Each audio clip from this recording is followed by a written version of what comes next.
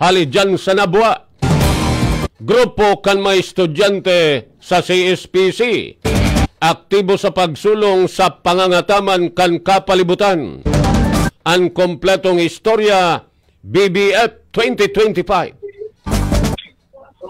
Aktibo ganyan ang sarangga grupo rin ng mga estudyante sa State College na Camarines Sur Polytechnic College sa Banwarin, Nabwa, Camarines Sur sa pagsusulong sa pangangataman sa satuyang kapalibutan. Ini sa pagikan paglalansan ng mga triplant activity.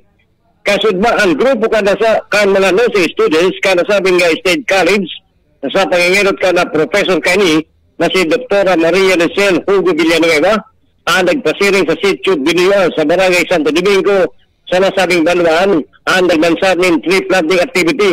Mga fruit-bearing trees, siringkan avocado, santol, guyabano, asin iba pa, pati nakanara, antig paranom kan grupo. Ang mga grupo ini kan mga estudyante ang padawos sa paglibot-libot sa mga lugar sa Banwan, asin maigot na naglalansa ka nasabing aktibidad.